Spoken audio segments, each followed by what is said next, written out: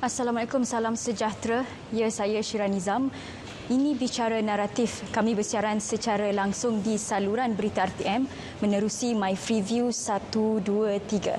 Kita juga membuka saluran atau siaran di dalam talian menerusi Facebook Carian 5 Bicara. Kita juga membuka talian bagi anda untuk mengajukan soalan, pertanyaan ataupun pendapat berkenaan dengan topik kita malam ini di talian 0322829841. Bicara Naratif masih (0322800004) di talian 0322800004. Kita membuka soalan daripada anda, pendapat atau mungkin cadangan yang boleh diberikan kerana malam ini tetamu kita bukan calang-calang orang. Beliau merupakan Menteri Perusahaan Perladangan dan Komoditi yang berhormat, yang berbahagia Datuk Dr. Muhammad Khairuddin Aman Razali. Untuk Bicara Naratif malam ini, fokusnya iaitu penjana hala tuju agri komoditi negara. Kalau kita fikirkan berbincang kepada penjana itu sendiri, ya, kerajaan sedar PKP atau Perintah Kawalan Pergerakan memberi impak atau implikasi yang berat atau yang besar kepada industri ini, lagi-lagi atau khususnya kepada mereka pemain industri pekebun kecil, sawit dan getah. Jadi oleh itu kerajaan akur untuk mengeluarkan bantuan atau dari segi program-program yang boleh memberi laluan atau suntikan semangat bagi industri ini membangun bersama dengan sektor ekonomi yang lain. Jadi lebih lanjut perbincangannya, jom kita bersama dengan Menteri Perusahaan Perladangan dan Komoditi.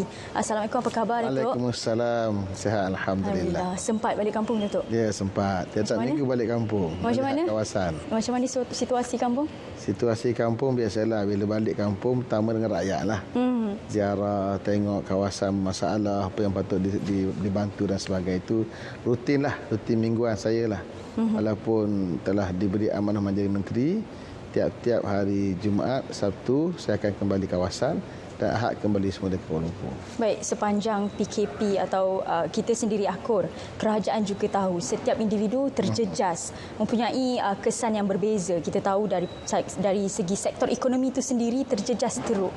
Jadi bagaimana kalau mungkin Datuk boleh bayangkan atau memberi satu gambaran bagaimana sebenarnya PKP ini atau wabak COVID-19 memberi kesan yang berbeza dalam sektor ini?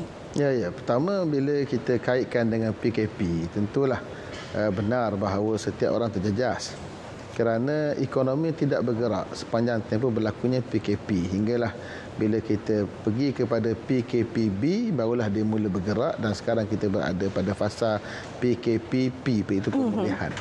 Dan konsep kita pun dalam fasa yang terakhir ini ialah untuk, kalau tadi disebutkan tentang penjana tadi, kita matlamat kita ialah untuk satunya ekonomi kita rangsang, yang kedua dari sudut perniagaan kita lonjakkan. Itu tujuan kita kerana untuk menggambarkan bahawa sememangnya ketika berlaku PKP kita ada masalah ekonomi, dia terhenti dan kita mau rangsang dia balik, kita membangkitkan balik perniagaan untuk mereka-mereka yang terjejas ini boleh bangkit semula. Itu matlamat kita lah sepanjang fasa PKP pemulihan ini. Tadi Datuk ada beritahu Datuk sendiri turun padang untuk melihat nasib-nasib rakyat atau mendengar aduan rakyat. Jadi bagaimana dari segi skop pekebun kecil terjejas? Pertama, kalau kita bincang tentang pekebun kecil, kita kena tahu angka dia dulu. Angka pekebun kecil yang terlibat di bidang agri komoditi ini ialah 977,000 orang. Itu angka yang sangat besar sebenarnya. Kalau kita kali dengan 5, setiap orang ada keluarga 5 orang, berarti 5 juta keluarga, 5 juta rakyat Malaysia bergantung pada sektor ini. Maka mahu ataupun tidak, kita mesti beri fokus kepada sektor ini untuk bangkit kembali. Dan sepanjang tempoh berlakunya PKP, memang satu kelebihan yang diberikan kepada Kementerian Perdagangan dan Komoditi ini ialah kita diberi ruang untuk atau kelonggaran untuk beroperasi pada sektor sawit, pada sektor getah dan juga pada sebahagian sektor kayu-kayan. Arti 3 sektor ini boleh beroperasi, diberi kelonggaran. Itu istilah yang saya gunakan. Yang tidak boleh beroperasi ialah pada sektor kenaf, koko dan juga lada. Ini tak dapat beroperasi. Berarti sepanjang tempoh PKP saya tetap turun padang bertemu dengan pekebun-pekebun di peringkat sawit, pekebun di peringkat torehan getah dan juga di peringkat kilang-kilang yang masih lagi terpaksa beroperasi untuk menunaikan kewajipan ataupun hak kontrak mereka dengan luar negara. Artinya sepanjang tempoh berlaku PKP, kita turun padang, kita bincang apa cara kita nak bantu mereka untuk mereka pulih. Kalau kita lihat sawit sebagai contoh, walaupun kita boleh beroperasi di peringkat ladang, kemudian kita boleh tuai buah tandang segar, kita boleh hantar ke kilang untuk diproses, kita boleh pula tapis minyak itu dan kita boleh packaging untuk kita hantar ke luar negara. Isunya ke mana ke luar negara itu? Kerana negara lain pun juga berhadapan dengan PKP. Betul. Maka kita punya aim pada peringkat awal ialah untuk memastikan keperluan domestik kita tidak terganggu. Berarti kita boleh supply kepada keperluan minyak masak rakyat. Itu nombor satulah. Dan lebih itu kita standby nanti untuk selepas berakhir PKP, kita akan mula gerakkan semula untuk mula pasarkan ke luar negara. Itu di peringkat sawit. Kalau di peringkat getah pula, kita dibenarkan juga untuk membuat torehan dan kita dibenarkan untuk membuat jualan dan juga proses getah. Dan kita getah ini digunakan sebahagiannya untuk suatu benda yang penting sepanjang tempoh PKP, iaitu sarung tangan perubatan yang berasaskan getah, yang merupakan keperluan perubatan pada ketika ini sepanjang tempoh COVID. Berarti bila mana kita boleh supply getah asli untuk kegunaan sarung getah tadi, kita dah menyumbang kepada keperluan rakyat sepanjang tempoh PKP. Sebab itulah kita lihat sarung getah ini sampai melambung harganya kerana permintaan sangat tinggi sampai tak cukup kita nak supply. Hingga kan kalau sekarang di order pada hari ini, semua syarikat yang ada, sebanyak 52 buah syarikat yang ada di Malaysia hanya mampu supply paling cepat pun pada tahun harapan, pada awal tahun harapan. Begitu tinggi permintaan. Tetapi bermula semua permintaan itu daripada pengeluaran kami di peringkat peladangan. Jadi kita boleh membuat torehan. Kalau di peringkat kaya-kayaan, yang dibolehkan pada kita sepanjang tahun PKP ialah menunaikan keperluan pada kontrak. Mereka ada kontrak di peringkat antarabangsa yang mereka tunaikan, kita benarkan beroperasi. Itu pun dengan kapasiti yang terhad, 50% saja. Dan samalah juga di peringkat sawit, di peringkat getah, semuanya beroperasi dengan kadar 50% saja. Itu sebelum itulah. Sekarang kita mahu kembali pada 100%, maka tentulah kerja kita besar untuk bangkit kembali daripada keadaan PKP sebelum ini. Baik Datuk, setiap sektor perubahan atau kita panggil ke arah normal baharu, bagaimana dari segi sektor ini, apa SOP yang ditekankan? Normal baru kita adalah pertama penjarakan sosial. Tapi kalau kita lihat dalam sektor peladangan, penjarakan sesama yang berlaku. Contohnya kita kata sawit. Tak ada orang yang menuai sawit itu dia beramai-ramai, tak ada, seorang-seorang. Seorang-seorang mungkin dia kena tuai sampai 100 batang pokok contohnya. Kalau torehan pun sama juga, seorang-seorang. Cuma kalau pergi pada peringkat bukan peladangan, kita pergi pada hiliran, pada pembuatan, pada proses di kilang, maka tentulah melibatkan orang yang ramai. Tetapi pematuhan yang kita tetapkan sebagai SOP kita sepanjang tempoh PKPP merupakan suatu perkara yang mesti ditunaikan. Sebab itulah saya sendiri mengarahkan pada semua agensi saya, sama ada di sektor sawit ataupun getah, kayu-kayan, kenaf, lada dan juga koko, untuk mereka diperingatkan. Kita hantar surat-surat peringatan kepada semua usahawan yang terlibat untuk mereka ikut SOP kita. Kalau tidak ikut SOP, maka kita akan bagi amaran. Mungkin kita boleh ambil tindakan, contoh lesen mereka ditarik daripada operasi dan sebagainya. Jadi ini kita peringatkan kerana kita masih lagi dalam mood PKP. Cuma tambah perkataan pemulihan saja di belakang. Betul, tetap dalam keadaan kita dipantau oleh akta yang kita gunakan sepanjang tahun PKP ini. Baik, kita di fasa pemulihan. Jadi kalau kita kembali kepada isu semasa iaitu atau perbincangan kita terfokus hari ini, iaitu penjana.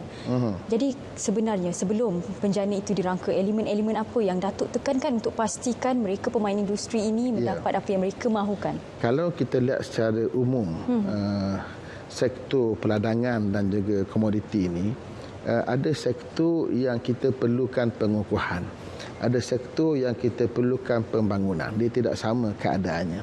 Sebagai contoh, kalau kita ambil sawit memerlukan pengukuhan. Pembangunan telah berjalan begitu lama. tinggal lagi pengukuhan pada pasaran, pengukuhan pada peringkat peladangan menerusi konsep yang kita perkenalkan namanya MSPO. Pastikan semua terikat dengan Malaysian Sustainable Palm Oil, satu sertifikat yang kita sediakan untuk memastikan bahawa di peringkat peladangan semuanya berasaskan pada kemampanan. Itu peringkat peladangan perlu diperkukuhkan. Di peringkat pemasaran kita sedia ada pasaran kita yang besar, pasaran di India, di China, di Eropah, kemudian pasaran di Afrika, pasaran di Timur Tengah, di sebelah Uzbekistan dan sebagainya, juga di sebelah Asia kita di Myanmar. Semua ini kita telah wujud, tinggal lagi bagaimana kita perkasakan. Maka yang selalu saya sebut ialah dalam tempoh PKP pun kita mensasarkan untuk kita perluaskan, kita perkembangkan pasaran. Contoh kita telah ada di Afrika, contohnya telah ada di Djibouti. Kita perluaskan sampai ke Togo, sampai ke Somalia. Kemudian kalau di Timur Tengah kita nak kembangkan lagi, bukan setakat Mesir, Saudi Arabia, kita nak kembangkan negara yang lain lagi. Dan juga kita nak perkasakan, kalau kita dari pasaran di Filipina, nak perkasakan Filipina, di Bangladesh kita nak perkasakan. Artinya konsep kita ialah mengukuhkan apa yang ada dan kita kembangkan lagi. Itu untuk sektor sawit.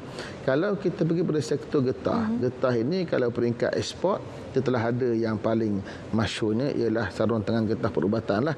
Itu yang paling terkenal. Kita ada juga kateter dan juga kondom. Tetapi yang kita kena perkasakan ialah di peringkat huluan, di peringkat peladangan, di peringkat penoreh getah.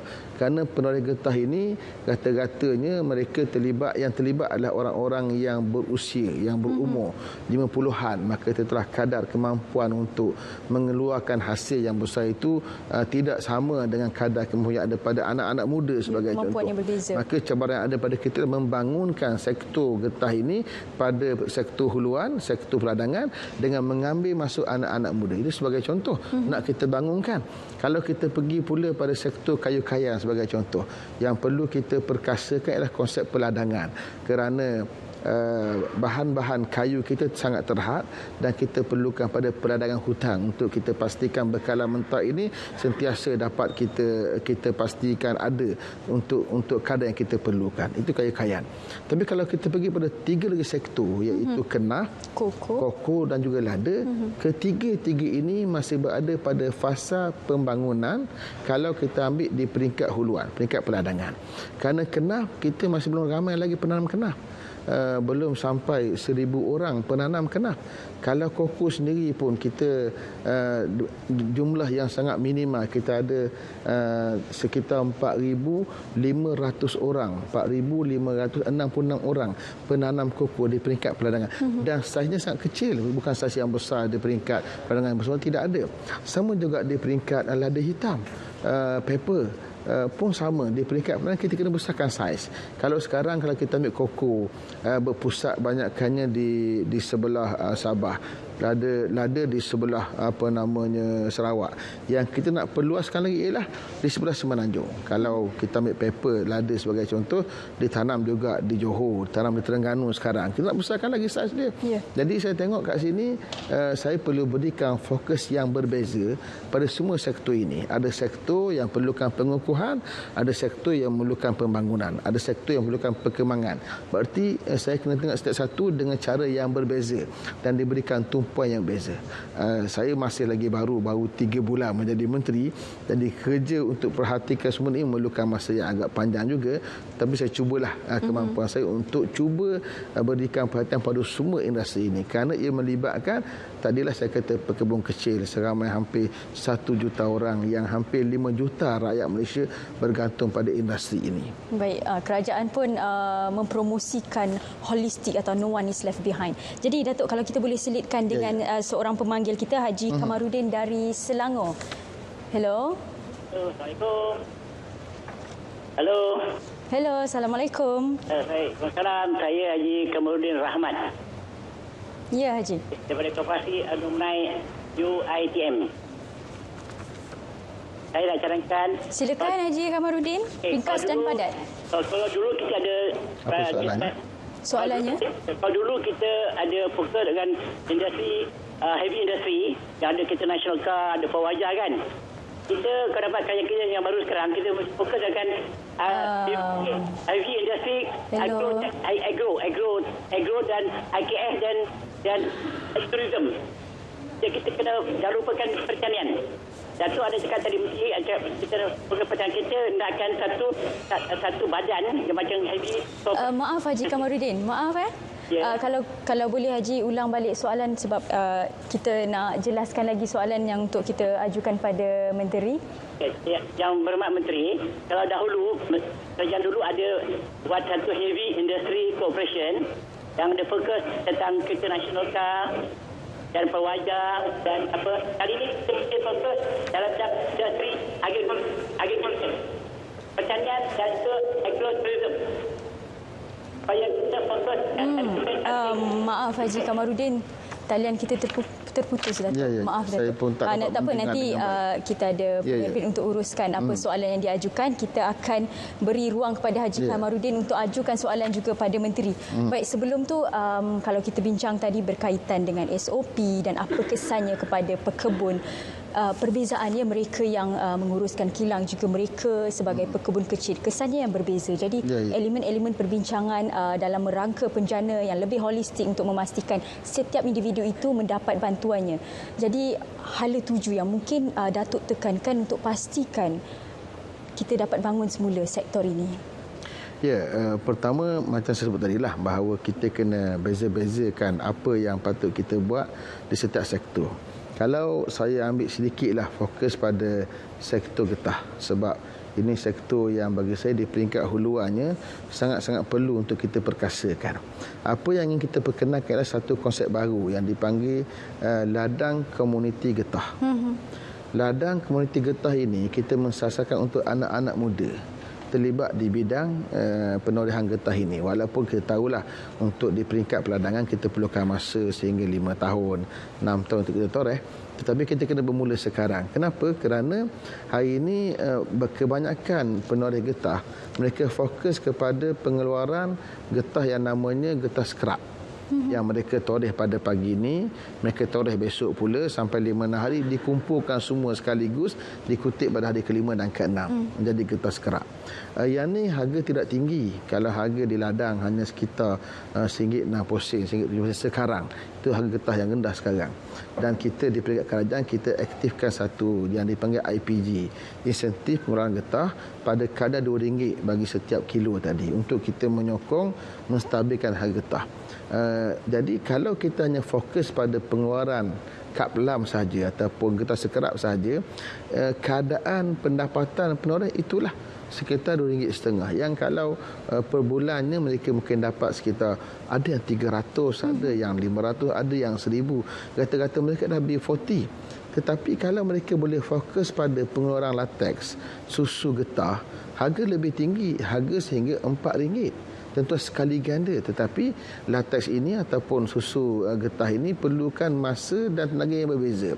Kalau toreh pada hari ini, mesti diambil pada hari ini juga. Berarti 2 kali kerja dia kena buat. Kalau getah sekerap tadi, dia biarkan saja. Besok toreh lagi. Susunya akan turun ke bawah, dibiarkan lagi. Pada hari yang ke-5, ke-6 baru dikutip sekaligus. Dan berarti untuk membuat latex ini perlukan tenaga lebih, masa yang lebih. Yang inilah saya lihat, saya perhatikan bahawa kekangan kita oleh kerana rata-rata penoreh ini adalah orang-orang yang berusia 50-an, maka kita gagal dan kurang berjaya untuk merangsang mereka menggunakan latex. Tetapi kalau kita mulakan projek baru ni yang saya panggil tadi ladang komuniti getah. Ladang iaitu kita minta tanah dengan kerajaan negeri, dan saya pun telah berbincang untuk projek pertama. Saya bincang dengan kerajaan negeri Kedah. Minggu lepas saya turun ke negeri Kedah, saya mohon untuk dibuat perbincangan kementerian. Kita minta tanah dan kita akan tarik anak-anak muda terlibat. Segala teknologi yang ada pada lembaga getah Malaysia akan diaplikasikan dan kita akan bantu mereka dengan apa saja bentuk bantuan yang kita boleh bagi. Yang penting mereka, anak-anak muda terlibat dengan kami, terlibat dengan getah ini dan mereka boleh menghasilkan latex untuk jangka masa panjang. Berarti kita bagi peluang pekerjaan pada anak-anak muda. Itu cara kita nak bangun sektor getah tadi. Mana sasaran kerajaan juga untuk memastikan ada tenaga baru di dalam supaya tidak berhenti. Kita sekarang kalau di peringkat getah ini, kita Malaysia adalah negara yang ke-7 pengeluarannya. Nombor 1 adalah Thailand. kita hanya mengeluarkan sekitar 600,000 tan sahaja setahun. Sedangkan dulu Malaysia adalah antara negara yang pertama, yang ada yang kedua pun ada, bergantung pada tahun lah, mengeluarkan getah. Jadi kita semakin menurun. Kenapa? Mungkin kerana minat manusia, minat rakyat kurang, dan getah pun harganya sangat rendah lah sekarang. Dan saya juga dapat banyak komen-komen dalam Facebook saya lah. Bila bincang bab getah, orang tanya, ni YB Menteri tolonglah bantu angkat harga getah bagi tinggi. Saya terpaksa menjelaskan dalam TV pada hari ini bahawa harga getah ini bukan di bawah kuasa kerajaan Malaysia ataupun kementerian untuk menentukan harga. Dia adalah suatu komoditi yang ditentukan harganya oleh dunia. Permintaannya rendah sekarang. Pelbagai faktor. Itu perbincangan dari hala tuju sektor atau industri getah saja. Kita akan sambung dalam industri-industri lain yang mungkin selepas ini kita akan beri ruang kepada Datuk untuk terangkan mungkin dari sawit, koko, kenaf dan sebagainya. Kita akan berjumpa sebentar lagi. Kita berehat dahulu.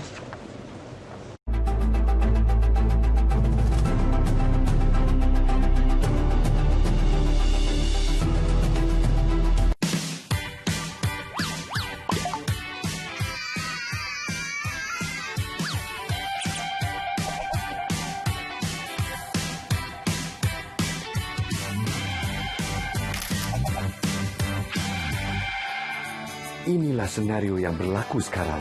Kanak-kanak dan remaja berumur antara 5 hingga 17 tahun perlu aktif sekurang-kurangnya 60 minit sehari. Pilihan di tangan anda.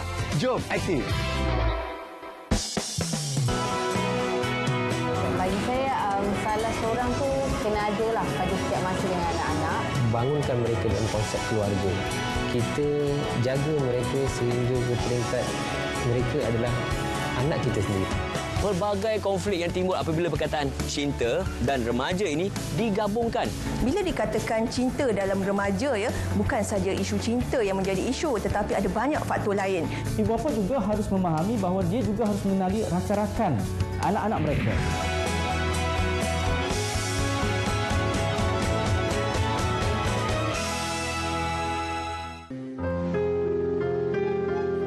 Aku pun tak sangka sebenarnya kau balik mengejut macam ni, Sey.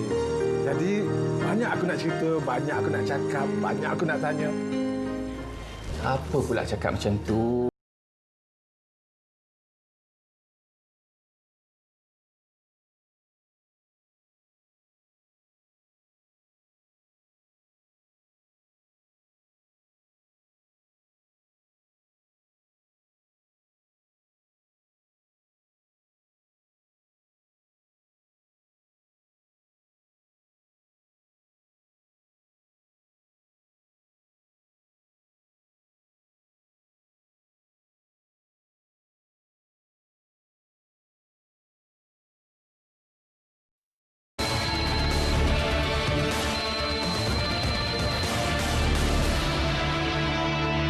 Dan bagi meningkatkan keyakinan ibu bapa untuk menghantar semula anak-anak mereka ke taska.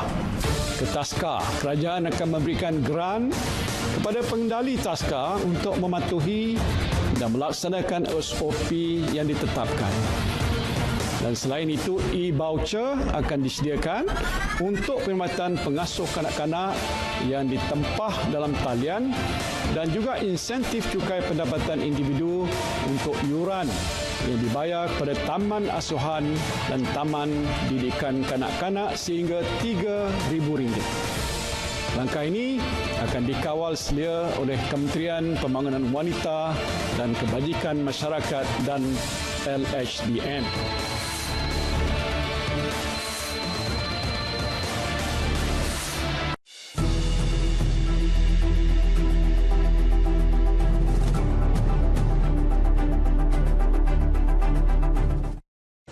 Bicara naratif dengan tajuk Penjana Hala Tuju Agri Komoditi Negara, kita masih bersama dengan YB Menterinya, Menteri Perusahaan Perladangan dan Komoditi. Berbalik kepada gantung soalan tadi berkaitan dengan Hala Tuju dalam perbincangan kita tadi, tetapi Haji Kamarudin tadi ada buat panggilan tapi kita terputus seketika. Kalau kita sambungkan semula, Tuan Penerbit boleh? Terima kasih banyak. Assalamualaikum Haji. Assalamualaikum, ya, terima kasih. Ya, silakan. Ringkas dan padat. Hello. Hello. Assalamualaikum. Waalaikumsalam. Saya Haji Kamarudin Rahmat daripada Koperasi Alumni UiTM Shah Alam. Silakan. Okey, Assalamualaikum Menteri. Ya, Waalaikumsalam. Teruskan. Okey, terima kasih Menteri tengah bercakap tentang komoditi produk. Saya cadangkan kalau dahulu ada buat satu industri kereta nasional dan juga perwajar dan juga kita motorcycle kan. Jadi sekarang ni kita cuba fokus dengan bidang Menteri pun cakap komoditi ni agriculture dan juga IKS dan juga agrotourism. Agrotourism. Ya, Tun Daim pun ada cakapkan bayar 2030 kalau kita tak fokus dalam agriculture, kalau barang naik nanti kita lagi teruk. Jadi saya jalankan supaya kerajaan sekarang ni buat kajian, buat satu industri agriculture, bukan agriculture, perdagangan yang besar dan jaga semua komoditi, ikan termasuk sayuran dan juga apa-apa getah termasuk. Jadi kita bergabung dengan ASEAN, Indonesia pun termasuk dan juga Filipina. Kita fokus dengan agriculture. Kalau ada padi kita buat padi. Kalau tak ada buat padi, kalau kita ni kita fokus getah. Dan kata Indonesia ni fokus perdagangan. Malaysia mungkin getah dengan durian kan. Jadi kita fokus. Jadi kita buat satu di area ni kita buat fokus agriculture supaya kita tak kalau gawat akan datang kita ni stable. Seperti mana itu dah katakan. So jadi nanti saya buat satu proposal dan jumpa Menteri. Okey, Menteri. Baik, terima kasih. Terima kasih. Assalamualaikum. Silakan Datuk. Okey, kita ambil yang paling akhir lah. Ya. Tuan Haji bersedia untuk hantar proposal. Hantar proposal kita lihat macam mana keadaan. Tapi saya juga bersetuju bahawa kalau kita bergerak kepada agritourism, dia akan menambah nilai kepada apa sahaja sektor sebenarnya, termasuklah sektor perdagangan tadi. Cuma memerlukan satu proposal yang baik dan kerjasama dengan pelbagai pihak dan juga termasuklah Kementerian Pelancongan untuk kita lihat. Contohnya satu ladang getah yang dijadikan sebagai contoh model kepada perdagangan boleh dijadikan sebagai tempat untuk kita buat agrotourism. Sama juga kalau kami nanti di peringkat di bawah MTIB, Malaysian Timber Industry Board, kita ada satu projek yang kita panggil model ladang buluh. Satu model yang akan dibangunkan di negeri Terengganu dan saya pun telah hantar surat kepada Yang Berhormat Menteri Besar Terengganu untuk mendapatkan tanah seluas 15 hektar untuk kita bangunkan konsep ladang buluh. Apa semua jenis buluh yang ada akan kita tanam kat situ dan kita akan tunjukkan model perdagangan yang baik untuk buluh. Jadi kat situlah kita boleh jadikan dia sebagai satu bentuk agrotourism. Kita tunggulah paper dan proposal daripada Tuan Haji Kamarudin. Saya alurkan untuk ke pejabat saya, insya-Allah. InsyaAllah itu satu industri baru yang kita akan perhatikan tumbesarannya. Jadi Datuk, kalau tadi perbincangan kita berkaitan dengan hala tuju dari segi industri sawit dan getah. Dan ada beberapa industri yang kelihatan agak terkebelakang atau tertinggal. Koko, kenaf, lada. Jadi bagaimana hala tujunya, Datuk? 3 sektor yang perlu saya sebut di awal tadi kita perlu bangunkan dan kita perkasakan. Satunya kenaf. Kerana kenaf ini benda yang baru, perdagangan yang baru. Dan kita, kalau kita lihat pada angka bilangan penanam ataupun pengusaha ladang kenaf dan juga koko, bilangan mereka hanya sekitar 600 lebih saja, belum sampai 1,000 orang pun. Dan tempat berfokus, contohnya kalau kenaf, tempat untuk kita berladang ialah di negeri Terengganu. Kebanyakan Terengganu lah. Dan sedikit di negeri Kelantan. Itu untuk ladang kenaf. Kalau untuk peringkat pembenihan kenaf, kita buat di utara, iaitu di Perlis dan juga di negeri Kedah. Itu untuk kenaf. Tetapi kalau kita bincang bab koko pula, koko ini kebanyakan ditanam oleh peladang-peladang dengan saiz ladang yang sangat kecil. 1 hektar sahaja, 2 hektar sahaja. Menjadikan negara Malaysia bukan pembekal utama kepada koko, hanya untuk kegondalaman saja. Kalau kita maju bidang koko ini pada bidang pengisaran koko, kita ada syarikat di Johor yang mereka membekalkan sehingga 250,000 tan setahun dan menjadi syarikat ataupun menjadikan Malaysia negara yang pertama pengeluar utama koko di peringkat Asia dan yang kelima di peringkat dunia. Itu kelebihan kita lah. Tapi di peringkat pengisaran, kita keluarkan koko, kita hasilkan dan kita supply kepada pelbagai industri hirangan lain melibatkan koko. tapi pada saiz peladangan yang sangat kecil. Hanya melibatkan rakyat-rakyat marhaen yang menanam. Maka saya lihat di sinilah peluang kita untuk kita besarkan saiz. Kita mengajak anak-anak muda untuk terlibat di bidang ini. Sebab itulah saya bila turun bertemu dengan menteri besar nanti, dalam saya punya perancangan ialah untuk bercakap dengan mereka dan meminta mereka jadikan bekerjasama dengan kementerian untuk kita mula menarik anak muda berladang di peringkat koko, termasuk juga lada hitam sekali. Kenaf, koko dan lada hitam. Kalau koko saya sebutkan tadi, kita fokus banyak di Sabah. Kita mahu koko dipeluaskan di Semenanjung pula.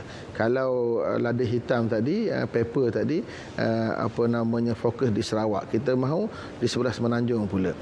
Kalau kita lihat di peringkat dunia, Vietnam antara negara yang terbesar hari ini mengeluarkan lada, maka kenapa tidak Malaysia yang dulu pun terkenal di bidang lada ini, di negeri Johor dulu sebelum berkembang industri lada di negeri Sarawak.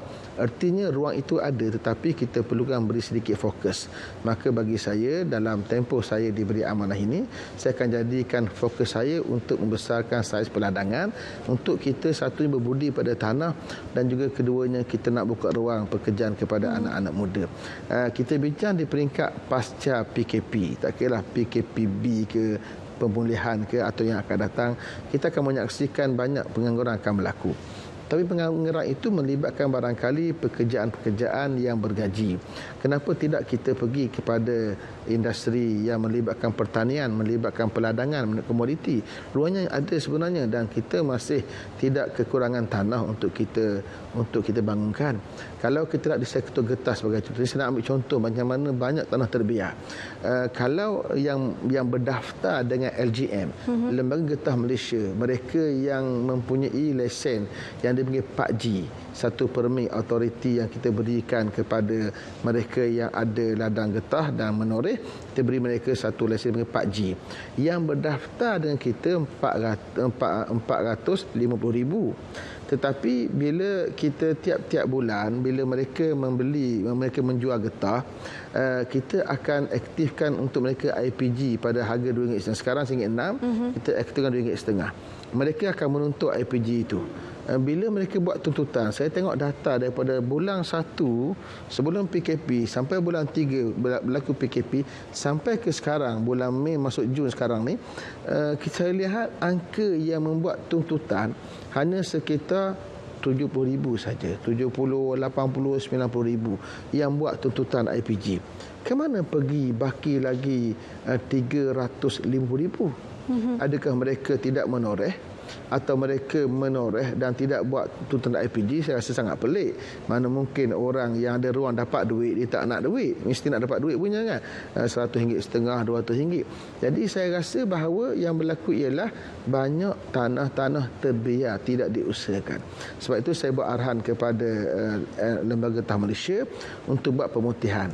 Siapakah yang benar-benar masih lagi aktif dalam menoreh getah, dan banyak mana sebenarnya getah yang terbiar, dan macam mana kita nak bina balik industri peladangan getah ini. Itu saya katakan tadi, ladang komuniti getah bukan hanya nak fokus pada ladang baru, bahkan ladang yang tak diuruskan pun kita nak masukkan di projek ini untuk pastikan anak-anak muda terlibat kembali dalam bidang getah. Baik, satu usaha atau kerja baru yang perlu kerajaan perketatkan atau perhalusi untuk memantau atau memastikan kawasan-kawasan baru, ladang baru, tenaga-tenaga baru, untuk kita pastikan sektor ini tidak ketinggalan dan kita kembali membangunkan ekonomi Malaysia. Kita akan berehat seketika. Lepas ini ada soalan yang saya nak tanyakan berkaitan dengan ada perancangan Malaysia dalam membangunkan hub koko di Malaysia selepas ini. InsyaAllah.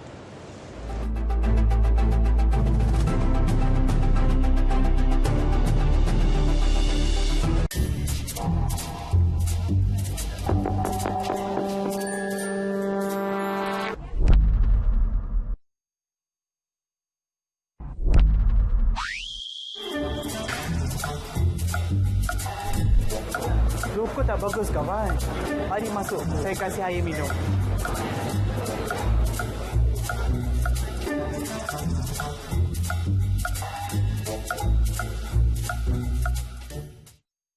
Perkhidmatan feri yang penuh nostalgia ini diteruskan oleh Rapid Ferry milik Prasarana Malaysia. Juga kisah Yeo Sing Huat menghasilkan bedak sejuk warisan keluarganya. Kini, kebaikan penggunaan bedak sejuk dikongsi oleh masyarakat di seluruh dunia. Saksikan Panorama Refleksi Pulau Pinang, Isnin 22 Jun, 10 malam, hanya di TV1.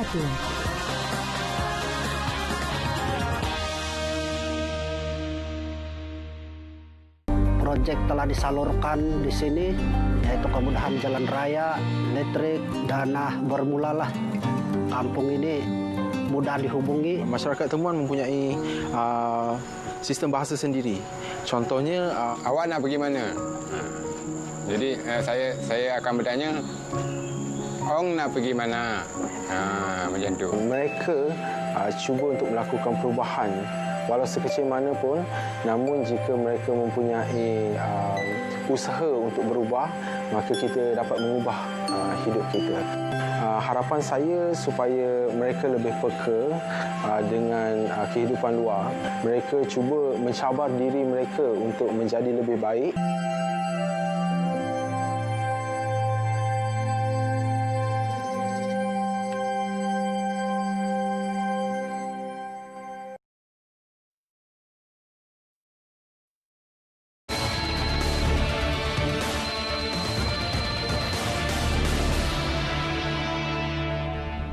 Bagi industri pertanian dan makanan, kemudahan pinjaman dana agrofood sebanyak 350 juta ringgit akan diperuntukkan untuk memastikan kelangsungan pengusaha pertanian dan komoditi dalam sektor ini. Selain itu, kerajaan juga akan memperkasakan peningkatan mobiliti tenaga kerja pertanian melalui insentif yang diberikan pada syarikat perintis untuk melatih dan mengajar tenaga kerja untuk menceburi bidang pertanian dan peladangan. Selain itu, pengusaha pertanian bandar juga akan diberi bantuan bernilai RM500 seorang dan RM50,000 untuk setiap komuniti.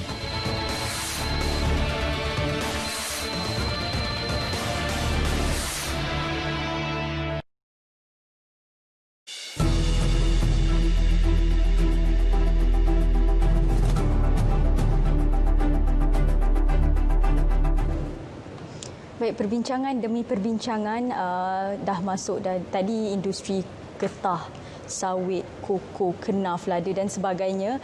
Tapi kini yang tadi saya ada gantung soalan berkaitan dengan hub koko di Malaysia. Ada perancangan Malaysia membuka satu hub koko atau konveksi koko di Malaysia.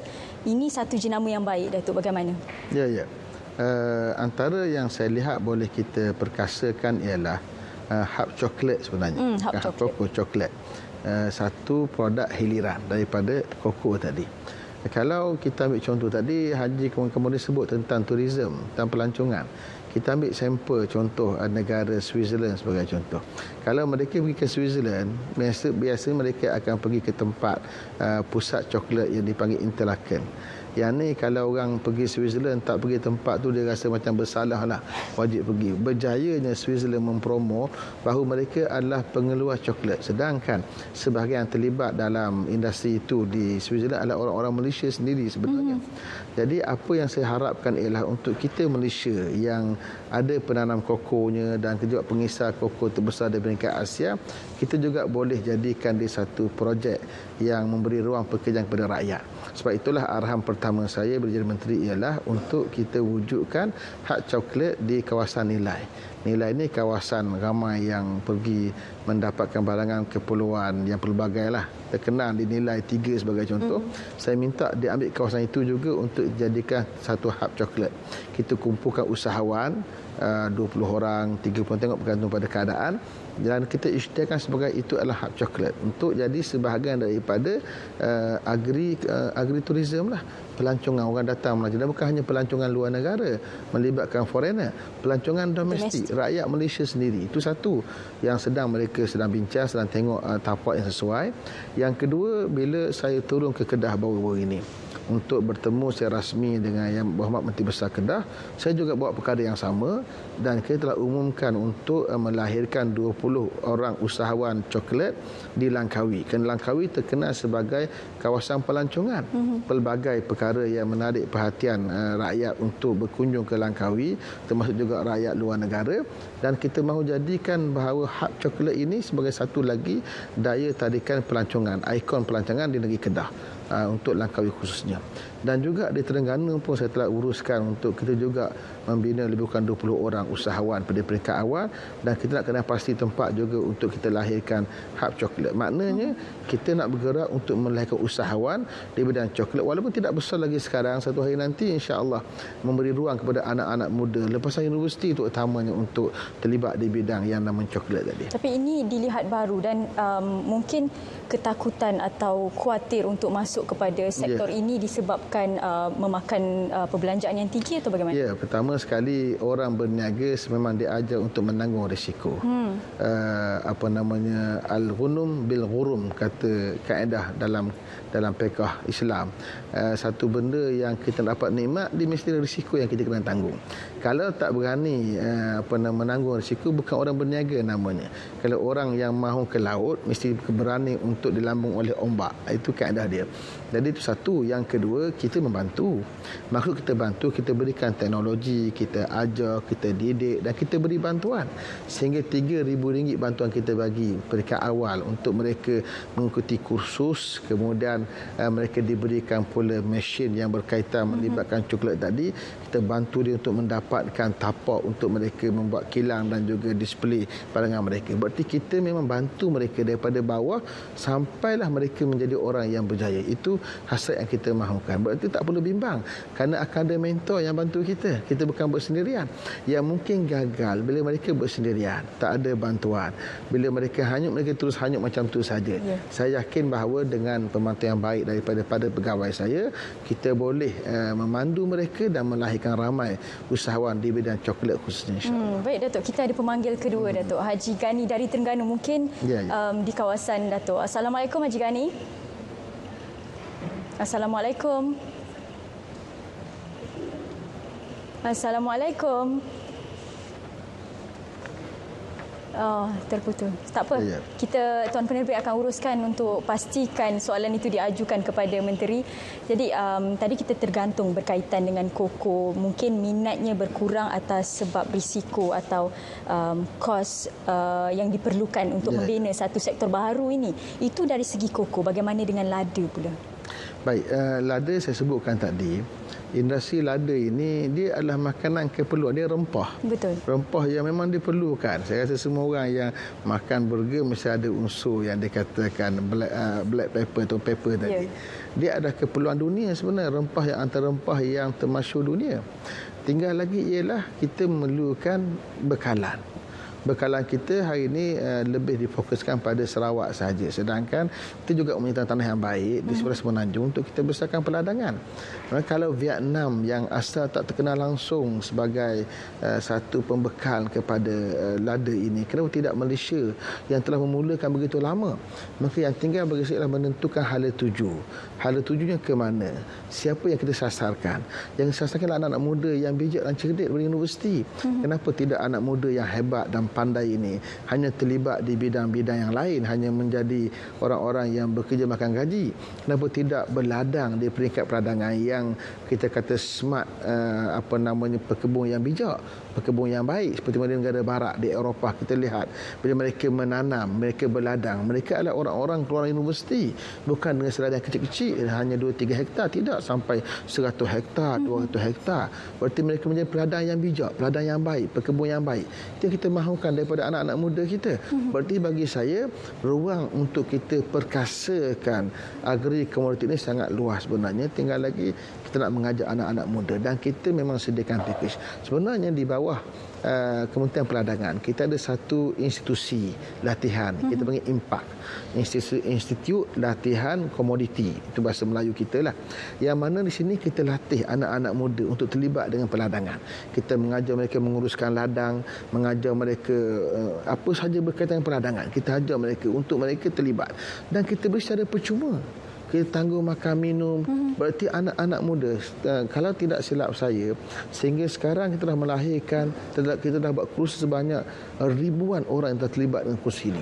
Dan kita pun dalam hala tuju baru, saya telah bersetuju untuk impak ini diperkasakan lagi. Kalau sebelum ini impak ini hanya menumpang diuruskan oleh MPOB, Malaysia Palm Oil Board, pengkajian mereka.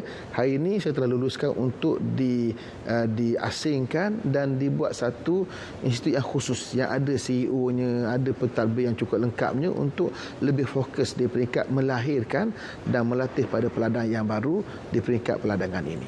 Saya rasa inisiatif tu agak terbuka untuk memastikan diasah minatnya. Ya. Selain daripada minat juga bantuan atau dari segi Datuk ceritakan diajar juga cara-cara menguruskan ladang dan kebun. Kita ada pemanggil, Datuk. Yang ketiga.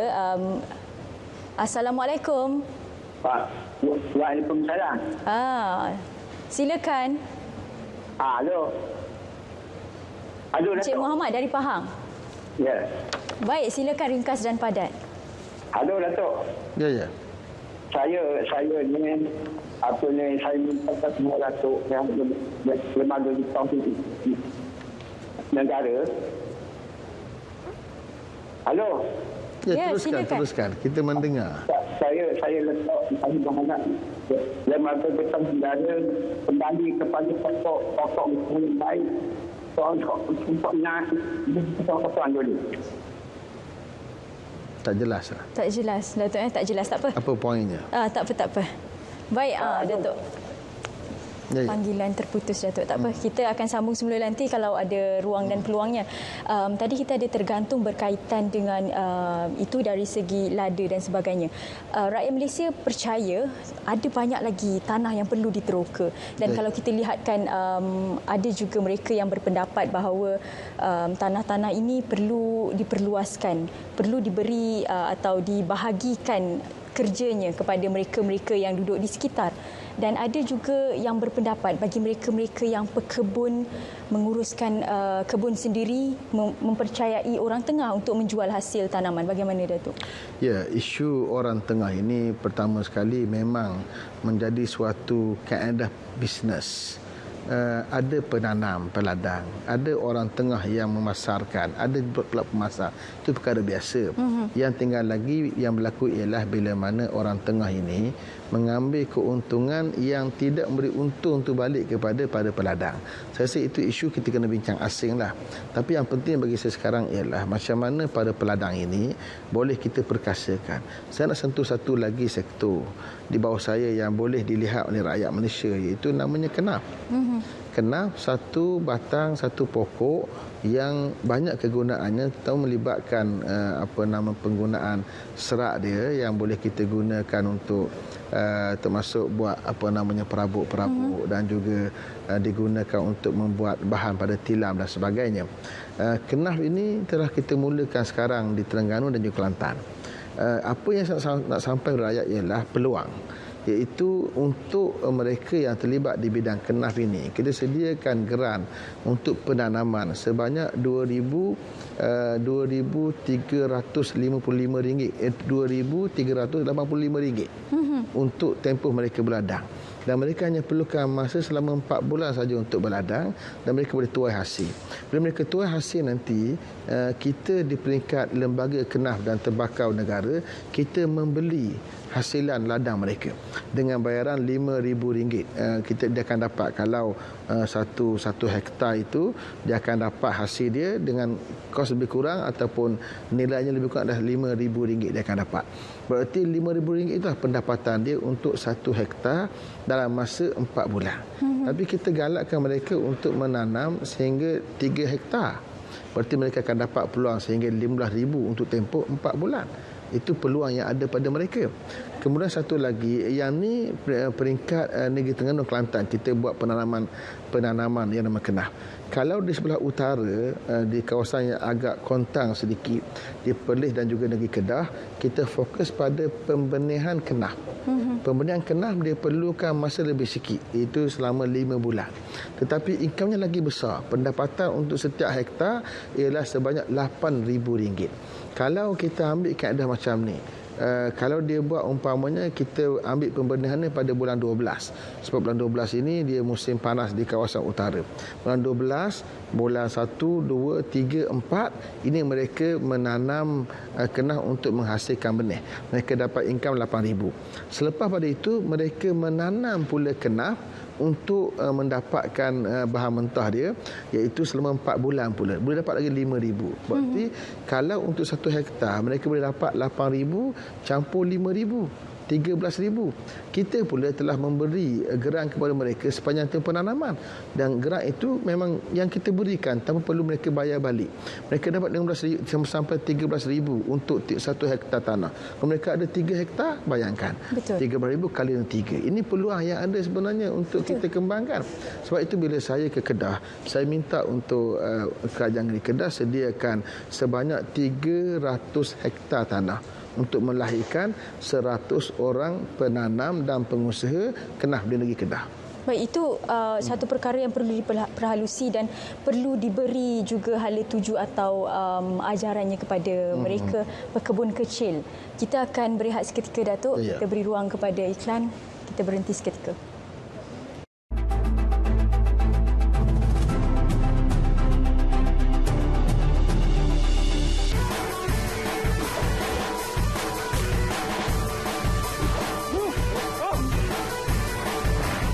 Suku kaum Bajau mendiami kawasan pantai barat Sabah bermula dari Kudat sehingga kawasan pedalaman Sabah. Sementara menunggu hasil tangkapan, kami semua akan memanaskan badan di sini.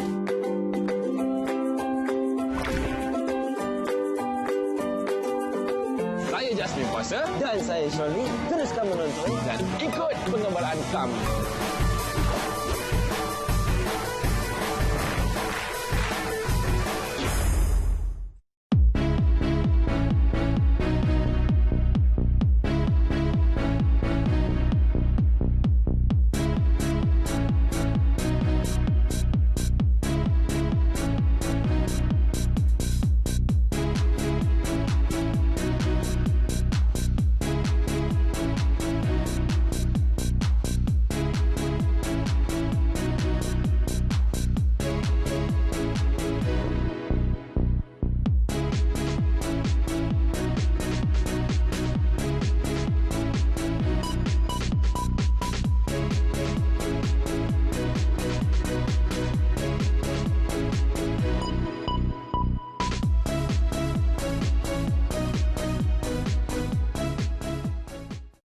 Dari mana pencernaan, dari sawah turun ke padi, dari mana datangnya sayang, dari mata turun ke hati. Ciri-ciri keindahan serunai yang beliau ada adalah dari segi ukiran halusnya. Encik Jamawit dikenali sebagai pakar parang dan digelar guru oleh pengusaha parang Kota Belud. Saya tak belajar, saya perhati orang serunai yang tua yang dulu.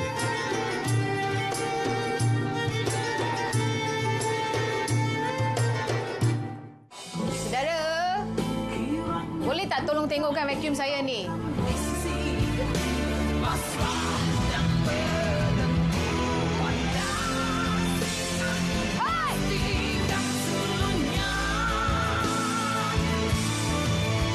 Abang idola saya dah, bang. Engkau tak ada urusan dengan aku. Jujur saja aku tak mampu. Apa ni? Hadiah untuk hari bermakna esok. Kau dah lakukan yang terbaik. Ingatan aku ni kuat. Aku ingat tiap perkara yang aku buat, tiap orang yang aku jumpa. Sebab tu aku ni nampak hebat dekat mata-mata orang yang macam kau ni. Sinar pasti berarti.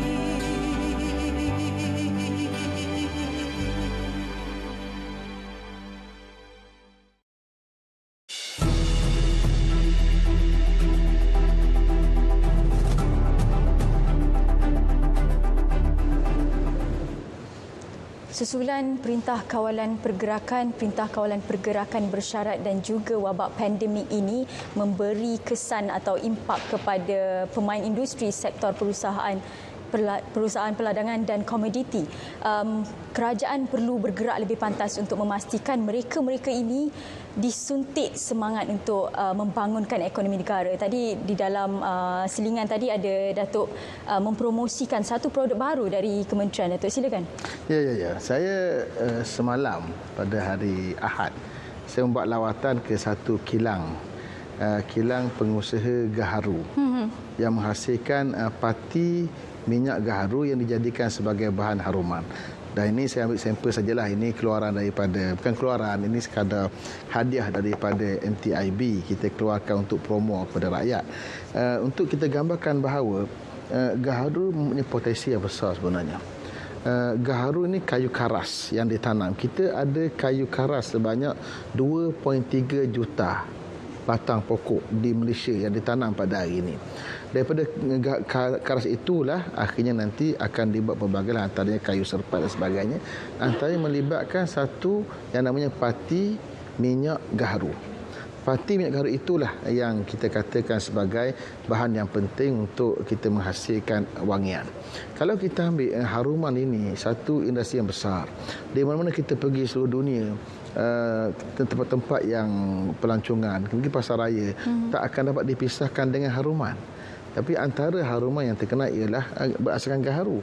Ini adalah kesukaan dunia sebenarnya. Orang Arab itu utamanya. Tetapi saya lihat industri ini masih kecil.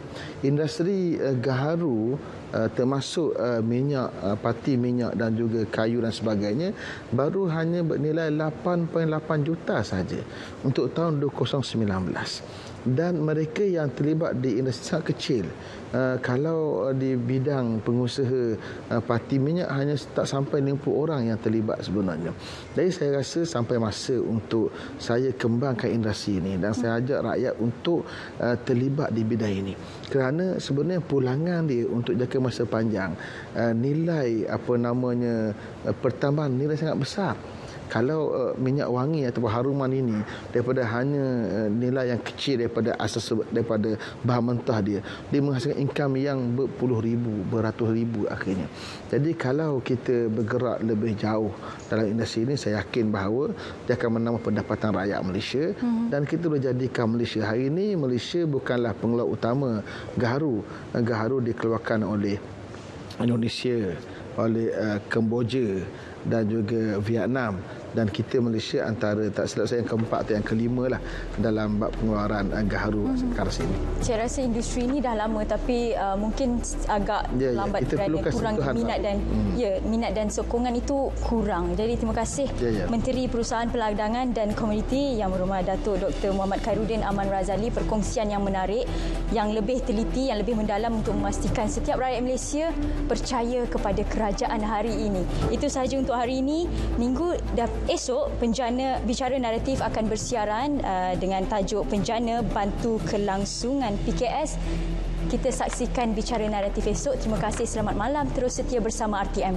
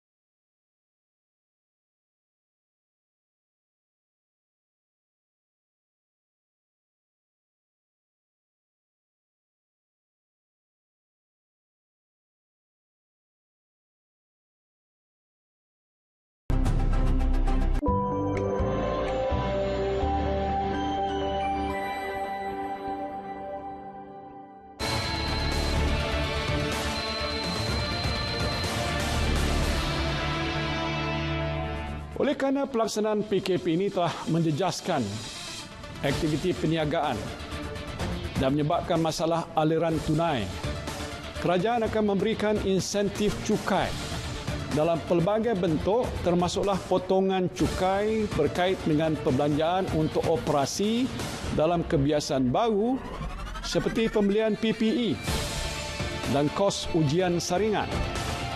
Dan selain itu, kerajaan juga akan memberikan remisi penalti untuk bayaran lewat cukai dan juga melanjutkan tempoh perbelanjaan pengubah suaian dan pembaharuan premis.